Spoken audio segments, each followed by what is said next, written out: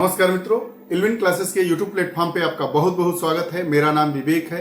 हम लोग आगामी परीक्षाओं के लिए करंट अफेयर्स के सेगमेंट के साथ उपस्थित होते हैं। आज के हम इस पूरे विषय में बात करेंगे राष्ट्रीय परिदृश्य से जुड़े हुए महत्वपूर्ण करंट अफेयर्स के मुद्दों पर। यह हमारा सेशन विगत महीनों भर से चल रहा है। आज का जो हमारा टॉपिक होगा वह नई औषधि और क्लिनिकल परीक्षण नियम 2023 से संबंधित होगा। यह नियम क्यों चर्चा में है, इससे कौन से प्रश्न आ सकते हैं। एक प्रश्न को हम पढ़ते हुए जब यह हमारा टॉपिक समाप्त हो जाता है तो कक्षा की समाप्ति कर दी जाती है।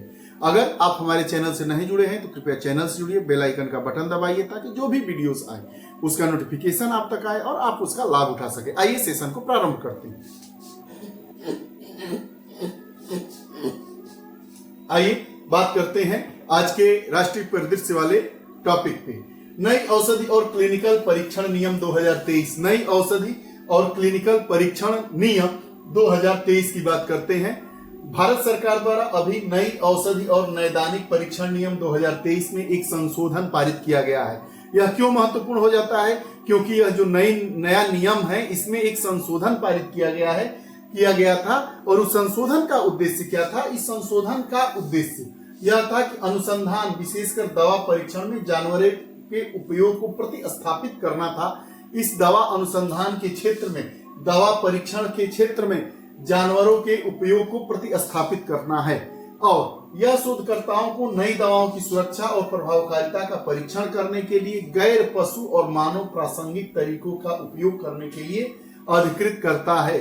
गैर पशु और मानव प्रासंगिक तरीकों का उपयोग करने के लिए अधिकृत करता है। मतलब पहले क्या होता था, जो दवाइयां बनती थी उनका उपयोग किया जाता था किस पर? पशुओं पर उपयोग कर दिया जाता था। तो यह जो नियम में बदलाव पारित किया गया है, संशोधन पारित किया गया है, वह कह रहा है कि जो यह परीक्षण होगा वह गैर मानव पशुओं के प्रासंगिक तरीकों के उपयोग करने के लिए अधिकृत कर दिया गया है। आगे यह संशोधन वैज्ञानिक रूप से मान्य वैकल्पिक तरीकों जैसे इन विट्रो अध्ययन, कंप्यूटर मॉडलिंग के उपयोग को प्रोत्साहित करता है।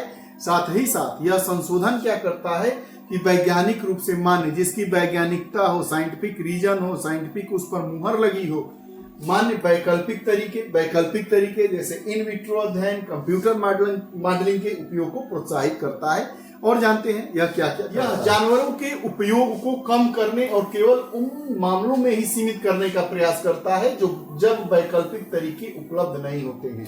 यह जो संशोधन क्या है, जानवरों के उपयोग को न्यूनतम करने का प्रयास करता है जब एकदम आवश्यक है कि बगैर जानवर पर इस दवा का परीक्षण किए हुए दवा सफल ही नहीं होती है, दवा का परीक्षण ही नहीं कर पाएंगे, तब जानवर के उपयोग को यह कहता है कि आप करिए। संशोधन में नैदानिक अनुसंधान में जानवरों के उपयोग से संबंधित डेटा को सार्वजनिक करने की आवश्यकता भी है। यह रहा पूरा इससे जुड़ा हुआ मामला। आइए अब इस पर एक प्रश्न को हम देख। प्रश्न है, केंद्रीय औषधि मानक नियंत्रण संगठन, केंद्रीय औषधि मानक नियंत्रण संगठन के संदर्भ में विचार करना है और सही विकल्प का चयन करना है। जब हम प्रश्न को पढ़ते हैं तो हमें सबसे पहले यह जानना होगा कि गलत पूछ रहा है या सही पूछ रहा है, तो सही विकल्प का हमें चयन करना है। क्या है यह? स्वास्थ्य सेवा महानिदेशालय, स्वास्थ्य और परिवार कल्याण मंत्रालय के अधीन है। बिल्कुल सही बात है। जो केंद्रीय औषधि मानक नियंत्रण संगठन है यह स्वास्थ्य सेवा महानिदेशालय, स्वास्थ्य और परिवार कल्याण मंत्रालय के अधीन कार्य करता है। औषधि एवं प्रसाधन संबंधी सामग्री के विनियमन औषधि एवं प्रसाधन सामग्री अधिनियम 1940 के द्वारा किया जाता है। दोनों कथन हमारे सही हैं। तो हमारा विकल्प कौन सा सही होगा? सी सही होगा। 1 और 2 दोनों। ये रहा आज का टॉपिक। आपको कैसा लगा कमेंट बॉक्स में जरूर बताइएगा। पुनः ऐसी ही कक्षाओं के साथ हम प्रतिदिन उपस्थित होते रहते हैं। और एक आवश्यक सूचना, बहुत जल्द ही अक्टूबर के महीने से हम लोग एसएससी जीडी के लिए एक बैच स्टार्ट कर रहे हैं जिसमें पाठ्यक्रम के अनुसार सभी टॉपिक है उनको समावेशित करते हुए हम आगे बढ़ेंगे। जय हिंद, नमस्कार।